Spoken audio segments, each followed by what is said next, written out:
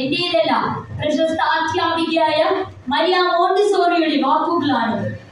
എനിക്ക് സംസാരിക്കാൻ ലഭിച്ചിരിക്കുന്ന വിഷയം വിദ്യാലയങ്ങളിൽ പാഠ്യേതര പ്രവർത്തനങ്ങളുടെ പ്രസക്തി. പാഠ്യേതര പ്രവർത്തനങ്ങൾ വിദ്യാലയ ജീവിതത്തിന്റെ അടിസ്ഥാന ഘടകമാണ്. പഠന പ്രവർത്തനങ്ങൾക്കപ്പുറം വിദ്യാലയം രൂപകൽപ്പന ചെയ്യുന്ന എല്ലാ പ്രവർത്തനങ്ങളെയും പാഠ്യേതര പ്രവർത്തനങ്ങൾ എന്ന് വിളിക്കാം. വിദ്യാർത്ഥികളിൽ സാമൂഹികവും ബൗദ്ധികവുമായ കഴിവുകൾ, ധാർമ്മിക സാംസ്കാരിക മൂല്യങ്ങൾ, വ്യക്തിത്വ വികസനം, സ്വഭാവ പുരോഗതി എന്നിവ കൊണ്ടുവരാൻ ഉദ്ദേശിച്ചിട്ടുള്ളതാണ് പാഠ്യേതര പ്രവർത്തനങ്ങൾ.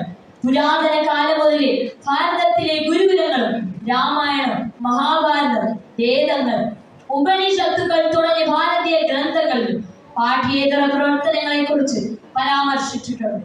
രവീന്ദ്രനാഥ ടാഗോർ വിശ്വഭാരതി എന്ന പേര് നൽകിയ തന്റെ വിദ്യാലയത്തിൽ ഗുരുകുല സമ്പ്രദായമായിരുന്നു നടപ്പാക്കിയത്. പലപ്പോഴും മരങ്ങളുടെ ചുവട്ടിലാണ് അധ്യാപനം നടന്നിരുന്നത്. ക്ലാസ് മുറികളിൽ ഒതുങ്ങിയിരുന്ന് പാഠപുസ്തകങ്ങൾ മാത്രം പഠിച്ചാൽ എല്ലാ കഴിവും കുട്ടിക്ക് ലഭിക്കില്ല. ഇവിടെയാണ് പാഠ്യേതര പ്രവർത്തനങ്ങളുടെ പ്രസക്തി. കായികം, കരകൗശല വസ്തുക്കൾ, പാട്ട്, നൃത്തം, യോഗ എന്നിവയിൽ ശ്രദ്ധ കേന്ദ്രീകരിക്കുകയും അവരുടെ ബുദ്ധിശക്തിയും വിമർശനാത്മക ചിന്തയും വളർത്തിയെടുക്കുകയും വേണം. ഫെഡറിക് ഫ്രാബിലിന്റെ അഭിപ്രായത്തിൽ ഒരു കുട്ടിക്ക് ഏറ്റവും അധികം വികാസം ഉണ്ടാകുന്നത് കളിയിലൂടെയാണ്. പ്രകൃതിയുമായി ഇണങ്ങിച്ചേർന്ന പഠന രീതിയാണ് അദ്ദേഹത്തിൻ്റെത്. നാടിനെ നടുക്കിയ വയനാട് ദുരന്തവും അർജുൻ സംഭവവും കുട്ടികളെ ചിന്തിപ്പിച്ചുയർന്നതിന് ഉദാഹരണമാണ്.